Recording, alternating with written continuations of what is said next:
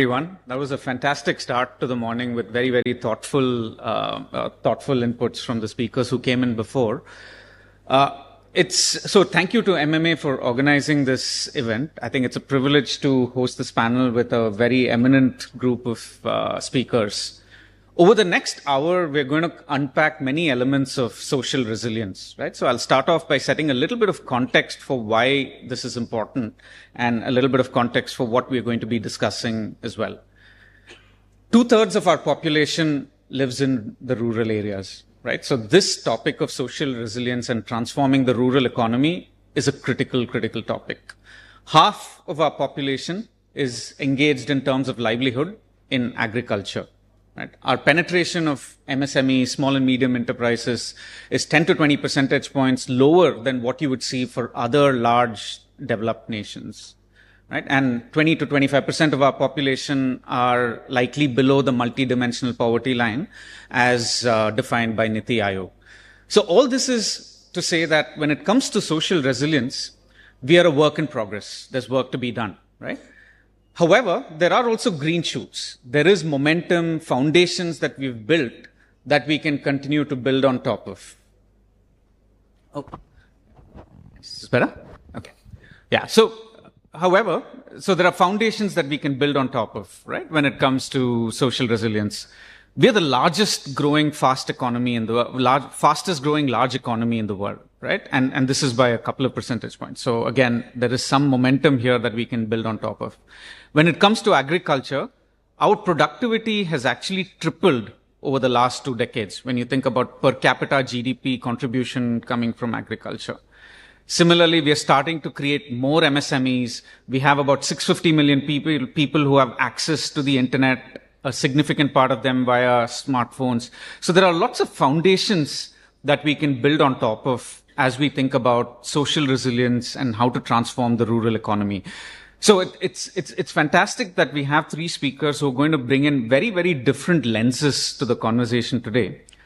Dr. Nachiyappan has a close view on how legal and administrative systems can help support the growth of social resilience. Dr. Banerjee takes a view on how education, skill building, capabilities can be a critical part of transforming rural economies and rural population.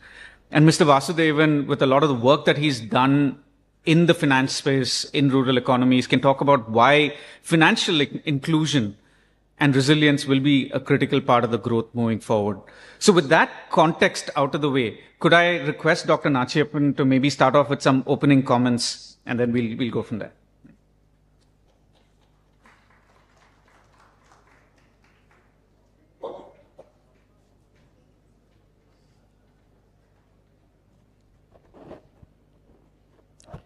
Good morning to everybody. I'm very happy that I got a very great luminaries in different forums that the microfinance, education, and administration and other field. I'm very happy that I could meet Tirumurthy, my friend from IFS, for the past 30 years, and also Mr. Kapil. We are very much attracted towards his presentation always in the media. His brother is one of our colleagues in the Supreme Court. I am very happy that organizer Vijay has identified us and called us for this discussion.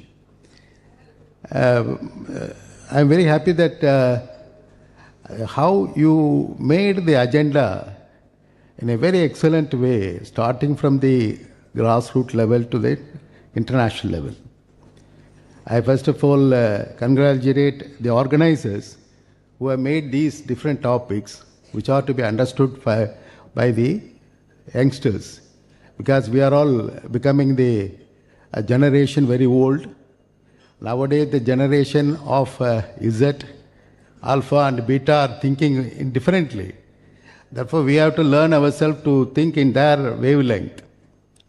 Now after the COVID has happened, I feel totally we have gone back to the centuries, and we have got remembering how much we have got the potentiality at the village, and rural area. The topic which says about, first of all, identifying the division of social divisions. But due to the digital world, the social division is so-called social division is submerged.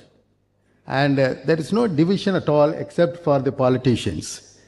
I am also a politician, semi-politician, but only the people who are not at all interested on the social division, they are interested in showing their intelligence, showing their capability, and showing their skill.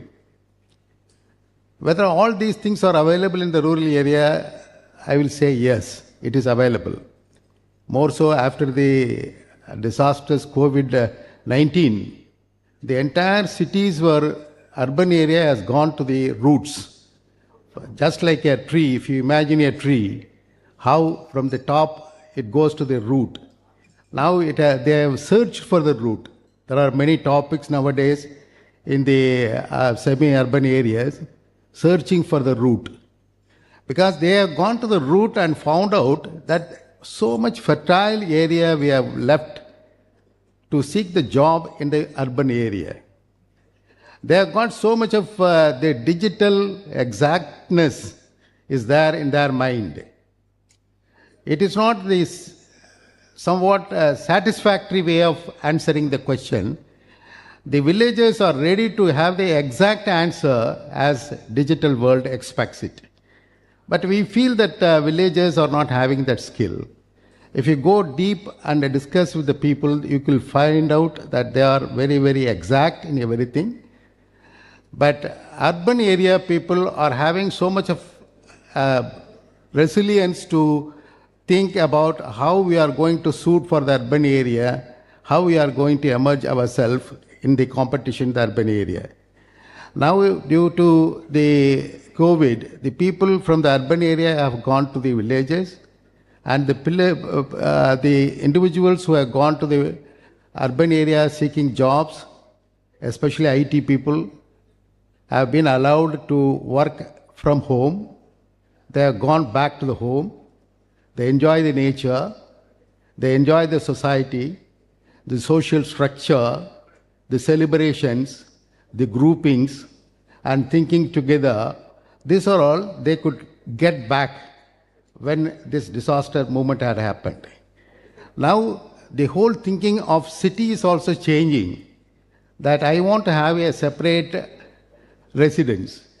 I cannot afford to have a bungalow, but I can have 20-story building. In that, 540 square feet is sufficient for me. For working spaces in the 20th story, I will have afforestation being brought in, and in that small slot where I can work with my IT tools. This is the world we are now living. We are away from the political system. We are not expecting the corporation to clear the garbages. We are not expecting the corporation to give the water facilities. We are not expecting the police to give the security. We are not expecting how to repair our own bathroom, other things. We have got the society where we are living about 2,000 people as a society. Therefore, the thinking is now village is transplanted in the urban area is transplanted into the village. That's a new situation which has arisen in the resilience of this world. Therefore, we have to understand as persons who think that how much talent we can brought out of rural area. First of all, I want to say that huge time is available in the youngsters and other people, human resources at the village level. They have got more than 12 hours or 18 hours in their hand. Now the mobile has come, especially Chinese mobile, very cheap, very easily they can get connected with the world. They need not go and search for the library. They can use a 5G connection or 4G connection is available in many of the villages. They have got broadband in many of the villages. Therefore, they can easily connect with the world, and the knowledge is available with them. There is no need for seeking the here and there. They need not go and seek the knowledge where to get it. If you click it, if you make a line, then it gives you a lookup. You need not search for the dictionary. Nobody is searching for the dictionary. Everything is available in the digital world itself. If you want to have a correlation, it can do it. If you want to have a calculation, it can do it. Everything is in hand. Therefore, it is available in the villages also. How you are going to utilize that intelligence, that is they say. Whether you are going to make it as skill development, already they have got the skill. Whether you are going to educate them, already basic education they have got it. You have to increase, make it modernized, that's all. Already they have got the exactness, which the digital world expects it. I used to say to my students and staffs in the school, I got a school also, 21st Century International School, where I have to tell them that look here, our state syllabus or central syllabus is satisfactory answer you have to give it. But if you go to the NEET examination, you have to give the exact answer. The difference you have to understand it. In the exact answer, how you arrive at the exact answer, you need not give it. You have to touch where it is correct. But in the government examinations and the other examinations which are available now, you have to give the narrativeness which is similar or nearer to the exactness. But rural people are having both. If you want to narrate them, they are ready to narrate. If they want them to be exactness, they will hit at the bull. That is the knowledge of the villages. Then why not you utilize that opportunity? Already we are connected.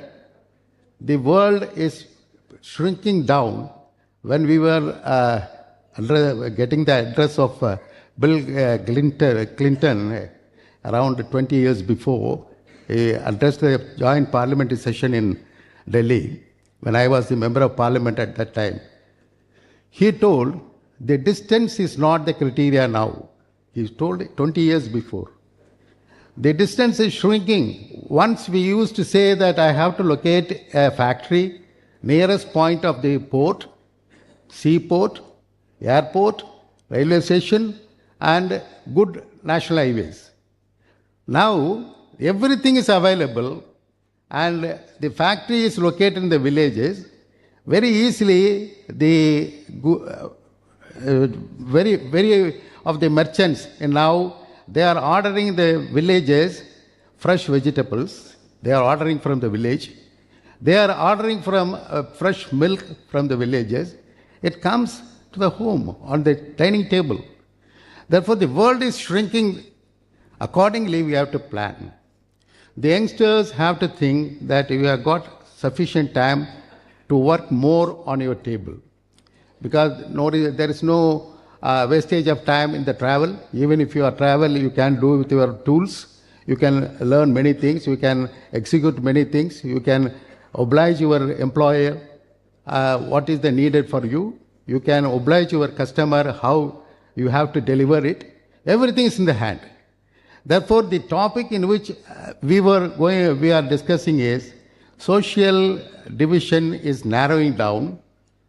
It is submerging in the digital world. The knowledge is coming on the hands of the people. Therefore, there is no need for seeking here and there, wasting your time to one library to another library, getting discussion from one place to another place.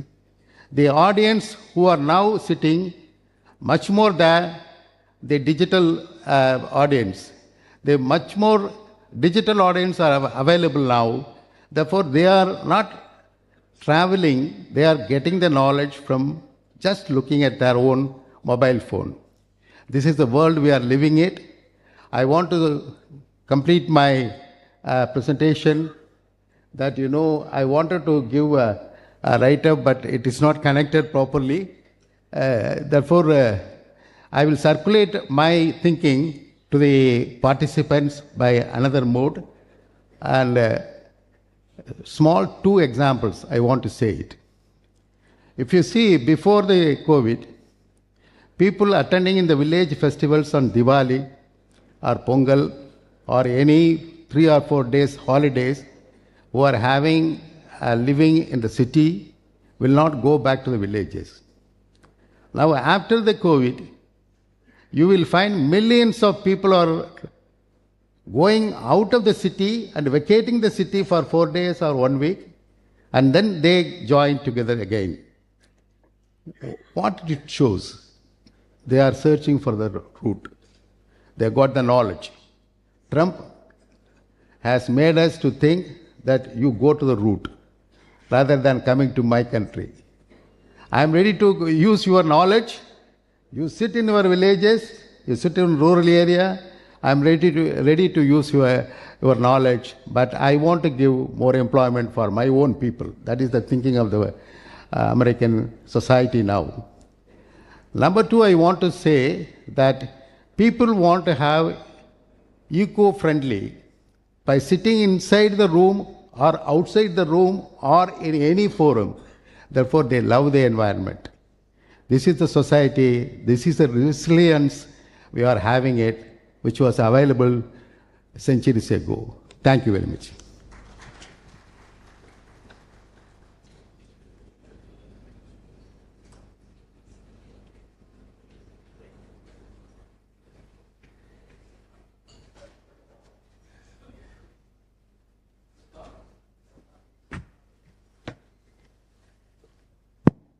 Yeah, so thank you, Dr. Nachiappan. That was very, very insightful. I think we spoke about the opportunity that exists in the villages as you outlined this. So it's a good segue to Dr. Banerjee and your opening comments from the vantage point that you take.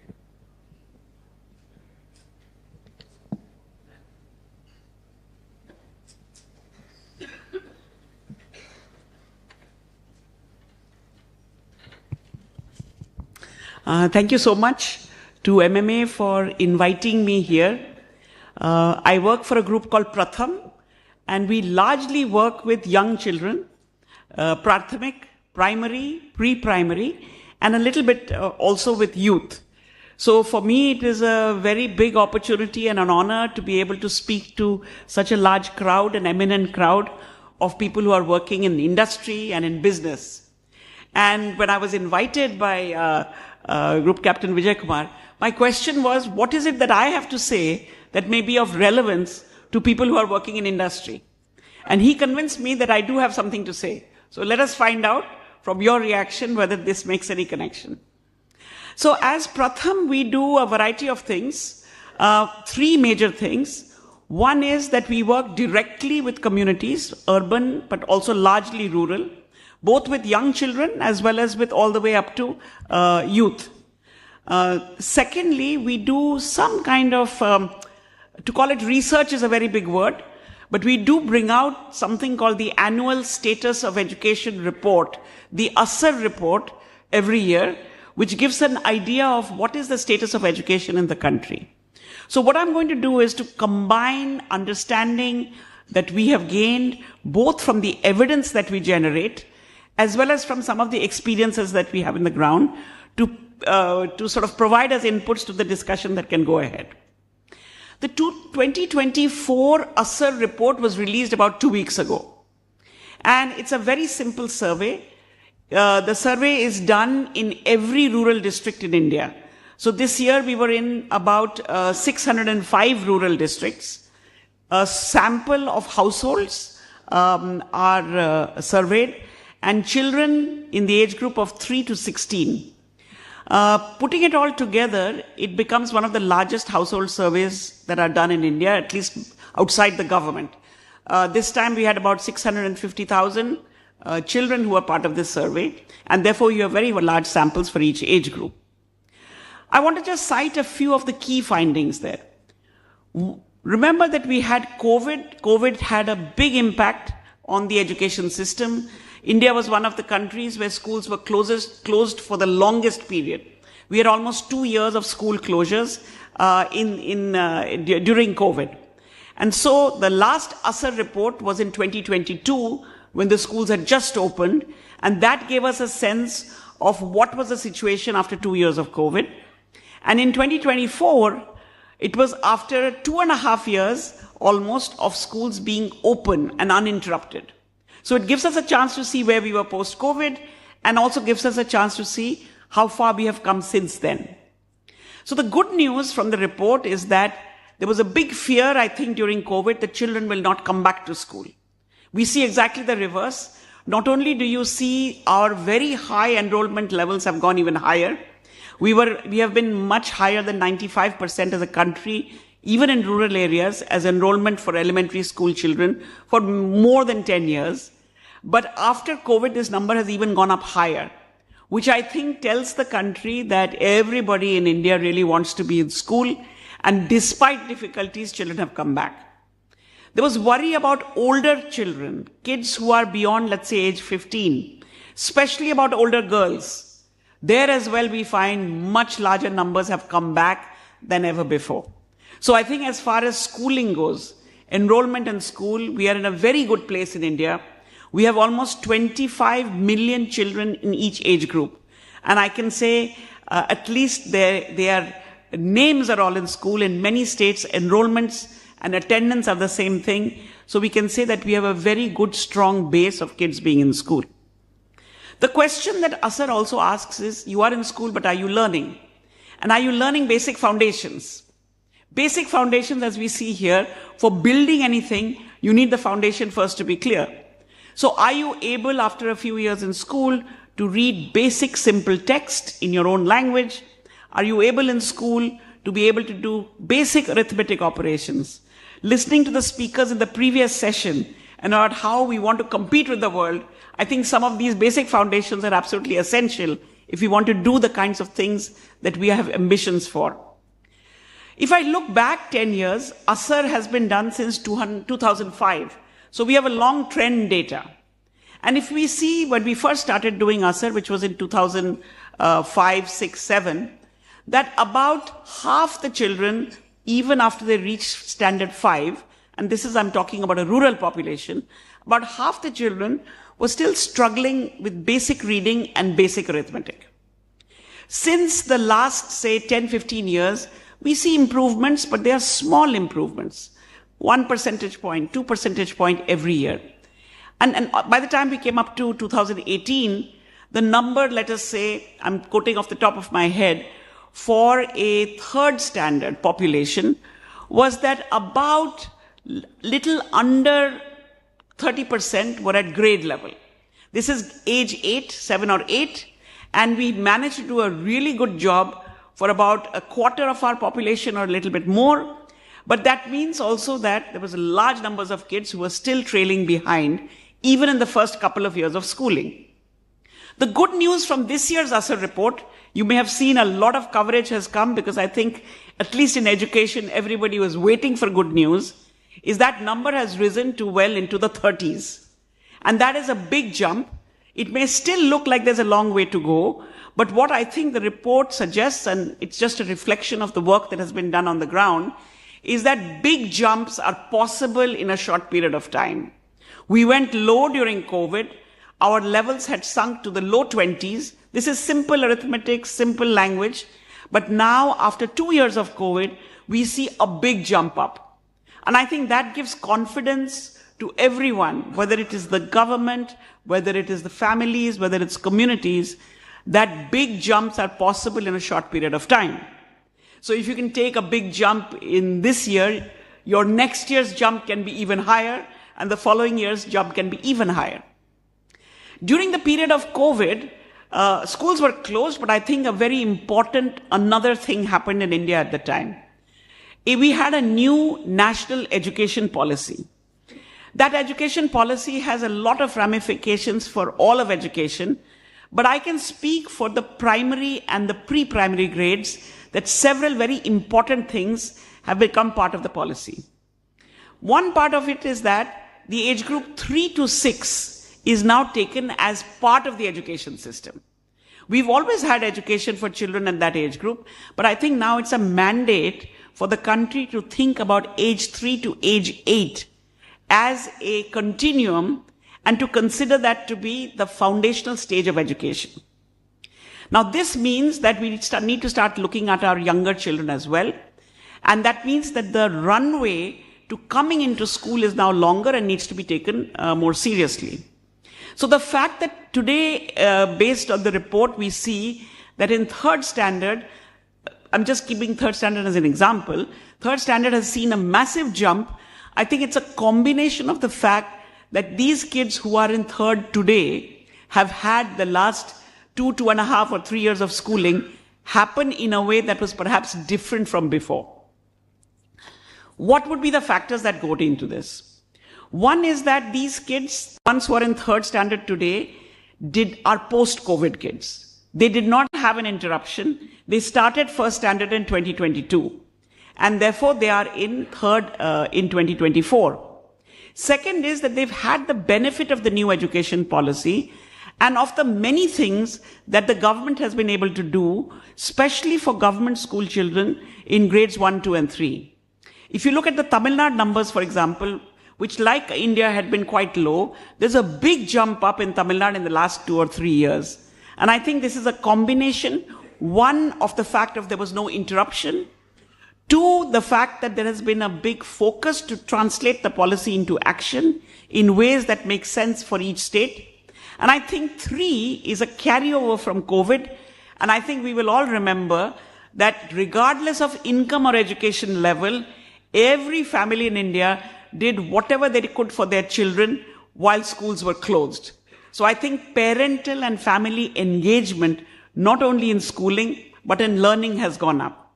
So in many ways, I think we have a new cohort of kids who are coming through.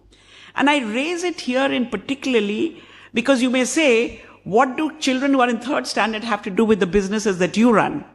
What do children in third standard in India have to do with WTO? What do children in third standard in India have to do with the fact that we should be a product economy or a service economy? I think everything is important here. So remember, we have 25 million children in third standard, another 25 in first, second, third. We have about 125 million children in the foundational age group today.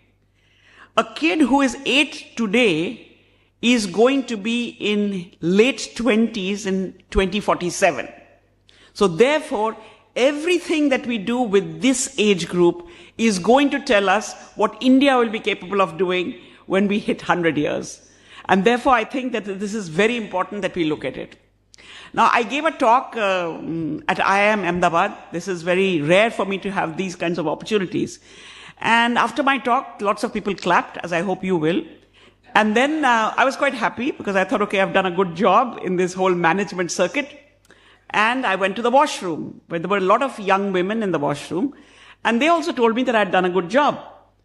And so my question to them in the washroom, and I had actually raised this question even on the stage, is that this, and I think like some of my previous speakers have done, this is not a job that only the government does in government schools. This is not a job that only parents of young children do with each other. This is a job I think that we all need to think about. So I brought it up again in the washroom to say, so what did you think about my question? And the answer I got, and no disrespect to McKinsey, one young lady said, but ma'am, I have a job in McKinsey. I have more important things to do. And I think that this is a reaction, perhaps not voiced very loudly by Indian business, but that this is a job of someone else. We need to focus on how we make our economies resilient and moving forward. But I think if I want to, I have lots of things to say, but I won't take up more time. But what we do with this cohort of kids who are in early grades today will decide the future of India. And therefore, I think it has to be each and every one of ours headache. I'll just end this young children point. We have children of many ages. We have many things to say about them. But I want to end just these opening remarks by saying that if you look at the mothers of these young children, mothers who have children in the age group 3 to 8, they are also a particularly interesting cohort. They are the beneficiaries of the last 15 years of universalizing of elementary education. So if I look at the same age group of children and mothers in 2010 versus 2024, there is an absolute difference in their profiles. Today's young mother who has children in that age group has, across our states, at least 5th standard education, if not more. We have only 3 states right now who have a percentage less than 50% mothers who don't have at least 5 years of education. And even those states are pretty close behind. Rajasthan, UP, Bihar, they are at about 40%. But there's a huge rise of education of parents. I'm saying mothers because they spend more time with their young children. These mothers have 3 characteristics. One is that they have very high aspirations for their children. That I think is universal. All parents have had high aspiration for children before. Number 2 is they have significant years of schooling which can be translated in a very productive way to help with whatever is going on in school. And a third characteristic which could be looked at in many different ways is that labor force participation of this age group is very low, particularly in rural areas. There are many reasons why women in this age group find it difficult to find work outside of their family farm. But I think that means that there is very widespread opportunity both for them to engage with their own children as well as being able to be economically productive but not moving out of where they are. I think our Indian economy, we work with skilling to some extent. We are quite successful, like others are, in taking young people from where they are into a training institute and then placed all over India. But this is a very large segment, educated, aspirational, investing in their children, but wanting to be productive themselves in the rural area in which they are. And I think that the systems for helping them still need to be developed. So I'll stop now because Varun is looking at me. But do remember, even if you're at McKinsey, you owe the young children of this country your contribution so that we can all make it to the India we want to be in 2047. I was looking at you with fascination, Dr. Banerjee. Those are really, really interesting insights. And I think it's also uplifting to know what's happening in the space, both in terms of enrollment, in terms of outcomes when it comes to basic skills and capabilities. So thank you for that. With that, if I can request Mr. Vasudevan to provide your opening remarks as well.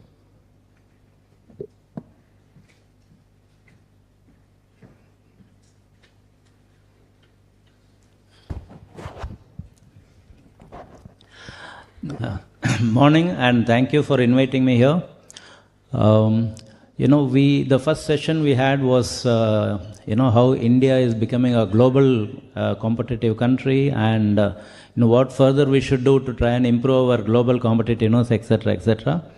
As we know that we are the 5th largest economy, and I'm sure it's just a question of a few years, maybe 2, 3, 4, 5 years before we overtake Germany and Japan to become the 3rd largest. I think that's more or less a given factor.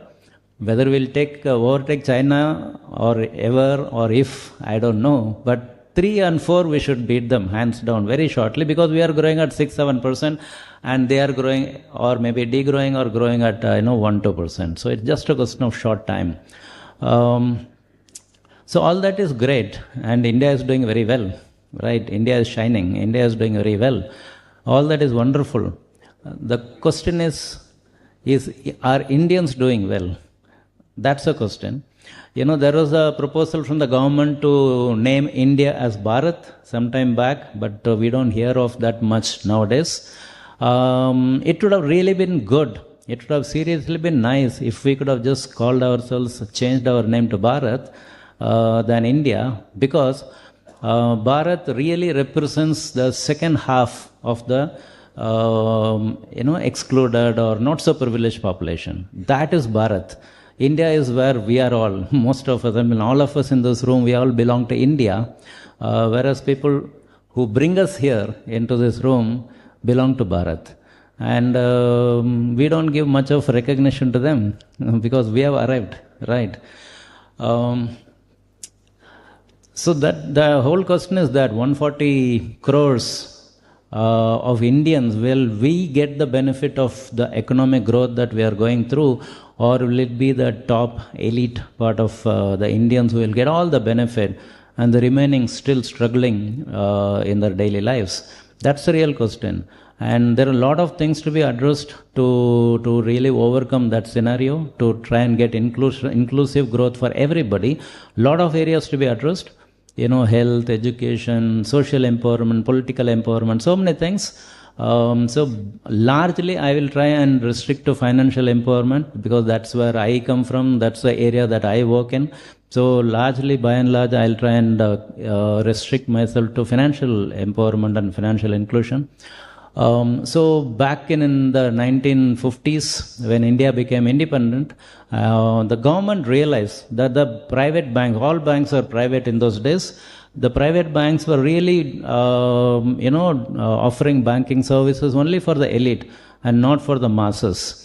And so in 1969, the government came with this act. They took over all the private sector banks, most of them, and made them into public sector banks. Obviously, the intent was that once you are a government bank, you will just do what the government wants. And the government wants inclusion for the common man.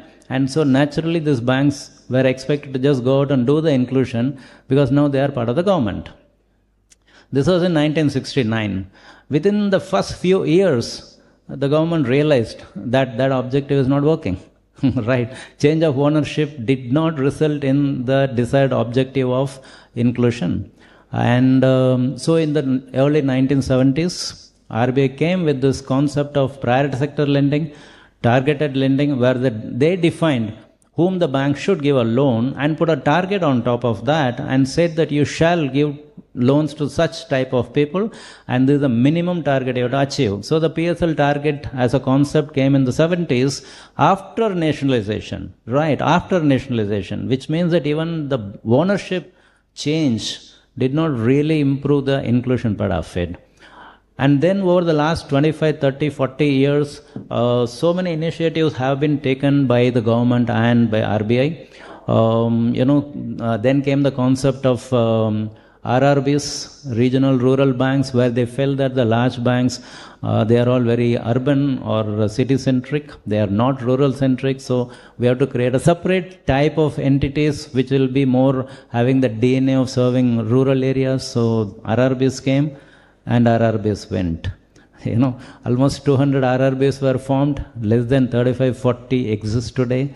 The remaining have been in some way, kind of moved out of the system. And then came the local area banks. In the mid-90s came LABs, and they came and they went. And then came the concept of self-help group, and I think that's one area where India has actually done quite well in the self-help group as a concept, where the RBI came with a news. I'll not get into the details, but RBI came with a very nice change under Dr. Rangarajan, his governorship. It came with a very nice change in the rules, which enabled banks to embrace the self-help group movement. That really was probably one of the best effort that has been taken by the government and RBI together. And then came, after some time came the SFBs, small finance banks. Again, the concept was that, you create a differentiated set of banks to promote financial inclusion in the country. So the SFBs came. I wouldn't say the SFBs came and they went. They are still there. We'll have to see how far they go and what they will do. So that's been the journey of financial inclusion in the country. So over the last 60 years, 70 years, there's been so much of concerted effort, both by the government and RBI, to promote inclusion in the country. So where are we? Out of all this exercise and so many years of effort, where are we? If you look at the number of Indians who have been able to take a loan from a bank, is less than 15%. If you take the number of Indians who have been able to get a credit card from the banking system, less than 12-13%. If you look at the number of tiny to small enterprises in the country who have been able to get loan from the banks, is less than 5%. Okay, less than 5%. And there are a lot of government data to show what's the level of exclusion, financial exclusion in the country. If you take MSMEs, if you take small business people, very small business enterprises, and if you take consumption loan for the low income population, and if you take affordable housing as a basket of financial needs for the low income people, that entire basket of financial needs from the low end income segment of the population, the total amount of unmet credit demand from those segments is somewhere in the range of around 50 lakh crores. And this is various government data that I am quoting, a lot of government data that if you aggregate, it will come to about 50 lakh crores is the unmet credit demand from that segment of population. And what's the total banking credit in the country today? All banks put together, what's the total credit in the country today? Is around 2.5 lakh crores. So you're really talking of about 20% of that, entire banking credit in the country. 20% of that is unmet demand coming essentially from the low income segments. So that's where we have reached, and which means that we just have a long way to go. And I've been speaking on this topic in a few other sessions in different places. Generally my session turns into a crib session because it always ends up by saying that we are very far away from wherever we want to be, and not enough is still being done on that. So I'm trying my best not to turn it into a crib session, but trying to turn it into something which is more, motivating, or something to energize us to at the end of the day, and not just leaving us with a very despondent kind of feel. So in Equitas, of course, we are a small finance bank, so we do our bit of financial inclusion. We have financed maybe about 5 lakh or 500,000 people, very small business people. Almost 97% of those borrowers have no credit history at all in the credit bureau, which means that at least that number of people have become part of the mainstream. But like us, there are other small finance banks, and there are some lending companies like NBFCs who do address the segments, and all of us put together, we might have included anywhere around 2 to 3 million such people out of a potential demand of around 50 million people. So about 50 million people need this kind of facilities. We have included about maybe 3 million people. So that's where we are. So there's so much of scope. And, in the first session, I came in the last few minutes of the first session. So Velayan was saying that, if we want a resilient India, it should start with me and you, right? That's what he said. So if you want inclusive India, again, it should start with you and me, right? So what can we do for creating an inclusive India? RBI has done its small amount of homework by coming with on-tap guidelines for starting a bank. So today earlier the scenario was different because RBI used to open the window for licensing for banks once in 10 years. And the window will open just for 2-3 months, people have to rush in, and after that it's closed for the next 10 years. Today they have given an on-tap guidelines. So anybody can apply for a banking license at any point in time they want. So RBI has done their homework by opening the window on a continuous basis. And so now it's up to you and me. It's in your hand and my hand. Why don't you guys also start a bank and then do financial inclusion? I mean, we can say, what can I do? How can I start a bank? It's not like that at all. Starting a bank is not that big a deal. Of course we need capital, but there is always money available in the market, enough money available in the market. You have an IPO for 5,000 crores and you get 2.5 lakh crores of investment for that IPO. So then where is the dearth of money? There is no dearth of money at all. If there's an idea and if there's a potential, money is going to chase us. There's no doubt on that. So I think that, we just need 100 more banks, 200 more banks in the country. That's probably what is needed. And this 5, 10 banks, 20 banks, 30 banks are just not going to be able to bring a resilient Bharat. It will bring resilient India. We will fund that 5,000 crore, 20,000 crore for a large project. No problems with that. But we will not be funding the 2 lakh and 5 lakh rupee loan for that small fellow who wants to run a small business, as in front of his house. He has got a provision store. He is not going to get our money. Right. So if he needs to get that money, if we need to be able to provide that loan to him also, we just need lot more number of banks. This 2030 is just totally inadequate. We need 200, 300, 500 kind of banks. And the window is available. So from a crib session now, I am turning it around and saying that, why can't more people step up and start a bank? And, it may look a little daunting, but it's really not so. You get into the arena. It's just a very normal thing. It can be done easily by anyone who has got that bent of mind. So with that request, resonating with the first session, I'll say that again, resilient India, if that's in your hand and my hand, then resilient Bharat is also equally in your hand and my hand. So please let's join together and let's do our best to try and create that inclusive India so that when we do become the third largest economy, we will not have millions and millions left behind, but most of them taken forward along with us. Thank you.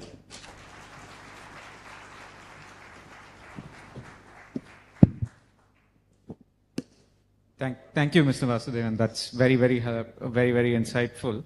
I think between the three speakers, we covered a broad range of topics, right? We started out by saying that there is a large talent base, especially in our rural areas, that we can build on top of. And this is a talent base that has access to technology, has education levels, enrollment levels, literacy levels going up, and with people pushing to drive financial inclusion, right? So positive signs. But Mr. Vasudevan, you also spoke about how the development is not always equal. The inequality levels, especially from an economic point of view, are increasing. So maybe I'll start with you. From your conversations with the customers in rural areas that you work with, what would it take for them to transform their lives? What are the facets of change that they would like to make this happen? So the problem of inclusion, is obviously it's very high even in urban areas. But if you go rural, it just becomes even more difficult because access also becomes a big issue. At least in urban areas, there is no access issue. Affordability may be, but not access. But if you go to rural, then accessibility and access also becomes a big issue.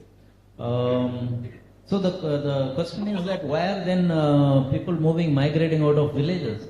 They are migrating because they don't have access to finance, they don't have access to livelihood, quality education and quality healthcare. They don't have access. It becomes very difficult. So if you want to lead a decent life, you think that you have to go urban to earn money, right? So how do you do that? It's a big issue.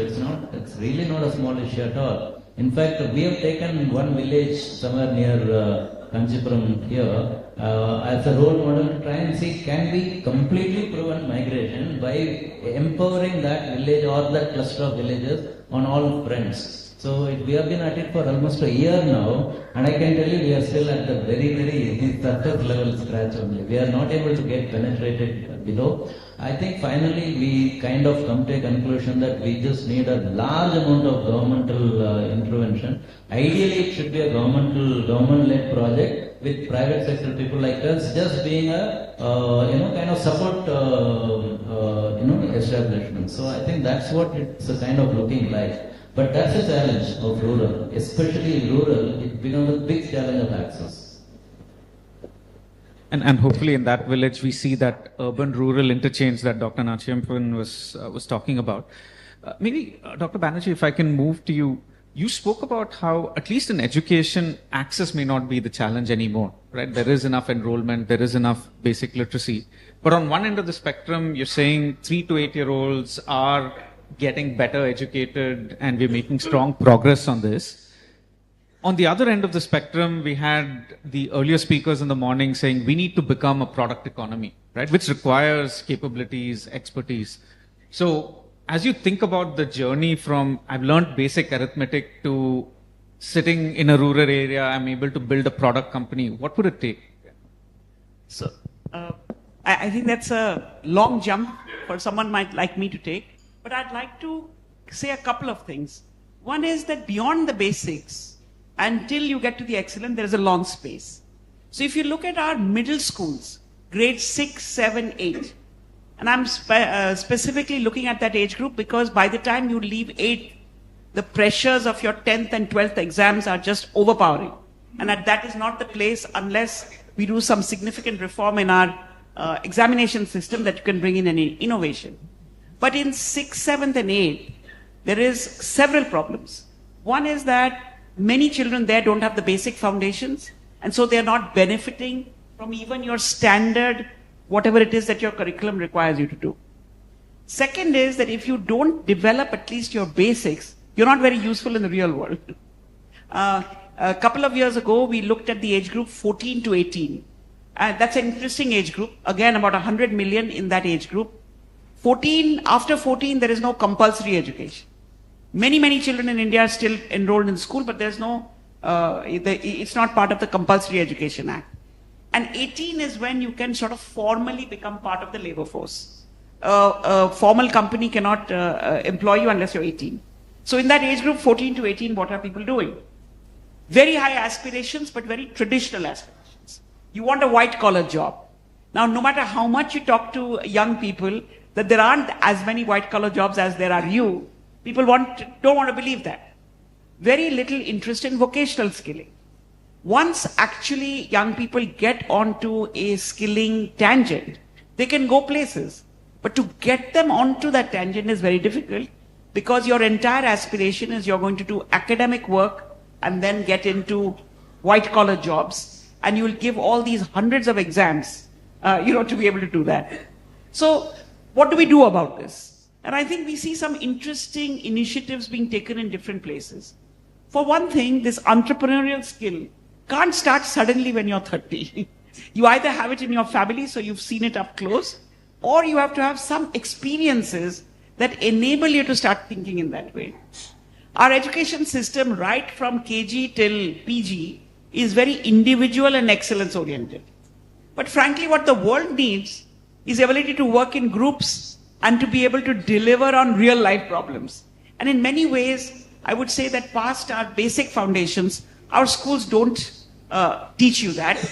And the pressures outside school, most parents feel that academic success is the metric to my child's future, rather than a whole bunch of, other experiences that may help. So to me, I feel like, we see, in my own organization, 10, 12 years ago, there were very few Indian students who wanted to come and do internships. Most of the requests we got were either people who had lived abroad or understood this. Now we are seeing increasingly, how can you make it possible for young people, maybe 14 is too young, but certainly well before you come into the labor market, to have some real work experiences up close, so that you're freed from this, I have to do exam, I have to do well in the exam, and then I have to find a white-collar job. Because apart from the fact that this pathway is not going to work for many people, the disappointments, I think, are a big obstacle.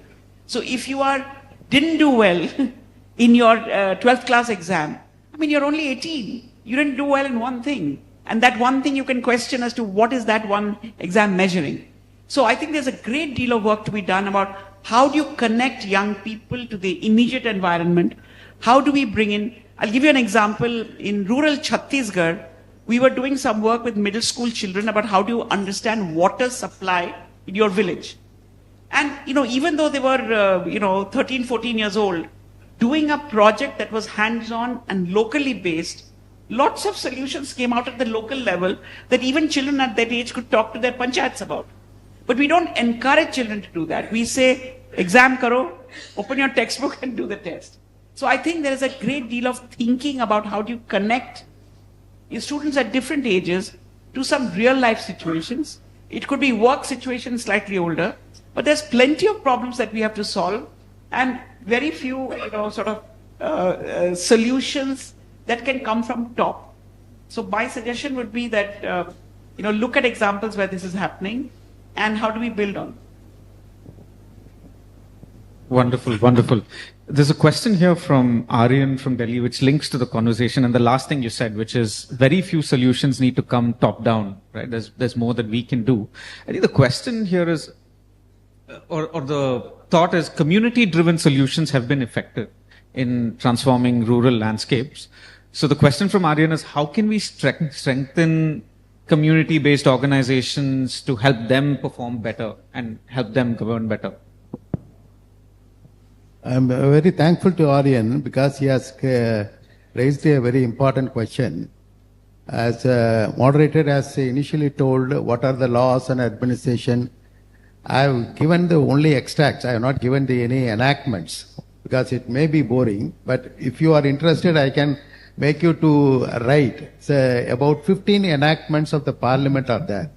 For example, if you take from the Food Security Act, Food Education, Right to Education Act, Right to Health, and then you have got Panchayat Act, Panchayat Amendment, Constitutional Amendment Act, Gram Sabha, that is the lowest assembly at the village level. It has got the right to make the planning of that particular village, how to use the local water resources, channels, tanks, irrigation tanks, and other community properties. The Gram Sabha can make it planned and implemented. The funds will be allotted by both the central and state governments. And if you take the scheduled tribes, they have got the right to land. For the first time, they have given that right. Mahatma Gandhi Rural Employment Scheme, it is one of the right to work. And we are, whatever it is implemented in the constitutional mandate of directive principles of state policies are brought in. Right to Information Act, it creates a lot of awareness among the villagers, how the public money is utilized in the road and other community properties being raised by the government. And you have got Right to Women's Property Act, and you have got village planning, waterways, village courts are there. Now latest enactment is the mediation center. Normally the villagers used to spend huge money for litigation and other things that can be done at the village level itself. And disaster management, it is connected with the New Delhi Disaster Management Center, is having connectivity with the villagers so that they can get all the climatic changes and other things. And you have got the rural health centers and cooperative society for finance, milk, traditional handicrafts, foodstuffs, fresh flour to food. Exports are made from many of the villages for foreign countries. Through Amazon type of carriers are there, they are taking up orders and they are making that orders being delivered. For example, my area is Chettinad area. The village housewives used to make beautiful baskets and other materials, and it gives a livelihood for them. It is exported to foreign countries. Similarly, you have got all the community level thinking is now narrowed down beyond the caste. In some places there will be some clashes that is created by social engineering. That is by we have to blame ourselves.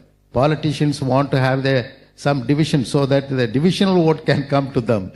But actually the people, the digital world, there is no difference between a scheduled caste holding a mobile phone or scheduled tribe holding a mobile phone or backward classes having reservation for having the mobile phone. Forward caste is alone having the mobile phone. No, nothing. Everything is in their hands. Now the world is openly in their hands. Therefore the planning, execution at the village level is properly done in many of the places after COVID. I'm just making the COVID very important, impressing upon you because many of the graduates, engineers, PhD holders, IT specialists have gone back to the villages and they want to have their own area to be managed properly by their own knowledge. That is happening there. Thank you. I think I'm being told by Captain that this is time for us to start closing out. It's been a fascinating set of insights listening to all of you. Maybe the one common theme that went across is we can't externalize this need, right? This is about us. This is about you and us. So maybe any parting thoughts or advice for all of the young managers that are here in terms of what can we as individuals do to support this entire social resilience agenda? Any advice or thoughts for the young managers in the audience? See, financial inclusion is something all of us do in our house, right? Always there's our housemates or our drivers or somebody or the other known to us very closely where there's a need, and we also always step in. I mean, all of us, I know, we step in and do something or the other to help them out. But that's the financial inclusion. That's kind of some kind of a support to help them to come up the curve. The only question is that can we extend it as much as we can? Everybody, every one of us. Either you start a bank, then it's okay. If you don't want to start a bank, at least try and do something to your neighborhood or to extend the sphere of influence that you can in your neighborhood to whatever extent you can. If you can help 5 people, 10 people, 20 people, that's still a great amount of support that you're giving. So I would just extend what Mr. Vasudevan is saying is, we are all here both as individuals as well as members of an institution or a social group or something. And I think we need to think of what can I do and what can we do. And the we can be a group of individuals or an institution. From my point of view, I would say that everywhere, everybody is connected to basic education in some way. So it's not years of schooling that matter. It is the value add of every year of schooling. So whoever you're in touch with, whether the people connected to you in the household, ask, not just if your child is going to school, but can he read? What is the problem that he's facing and so on. As an institution, I think similarly, bringing quality into education sometimes needs not just resources, but it needs an effort and a mindset. So many companies do CSR, but a lot of the CSR is done for infrastructure. I would say do it for human infrastructure, do it for human development, and that may differ from where you are. I think in terms of young people, thinking out of the box and showing the way is really important. And so while people are, I don't want to interrupt those who are studying for their 10th and 12th exam today, but those who are in 9th or 11th, really there are many things to do in the world, and many of the big learnings will come from outside. So how as an individual or as an institution, we can actually open up the fact that almost everybody in this room is not doing what they learned in college. It's the things that they learned at work. And how can we start doing that from before? Any advice, Dr. Nachip? Actually, I want to conclude by telling that youngsters have got the duty to bring out the people who are in the comfort zone. I made one graphical representation also. The comfort zone is making them to live within the nest, within their own habitat. They want to enjoy the entire world sitting in their own house, in the corner of the house, and look at the mobile and connected with the world. But they are not coming out, walking out of the place to participate in a mass way, except Kumbh Mela and other things. For other things, they are not coming forward for that. Therefore, the youngsters have got the duty to bring them out and make them to be effective persons as a society to participate in the development of India, which was the initial session was telling about it. We have got a lot of potentiality. We are not in less way to the China. More than the Chinese have got the knowledge from India. Therefore, we have to bring out the people from the comfort zone to work for them, work for the society, and work for the nation. That's all. Thank you. Thank you. Thank you, Dr. Vasudevan, for urging us to be entrepreneurs and urging us to start a bank. Thank you, Dr. Banerjee, for reminding us that working for your employer is not enough, right? We need to think about what else we can do to support social resilience. And thank you, Dr. Nachiyappan, for reminding us that we have the talent and the tools in place, so we have an obligation to engage. Thank you.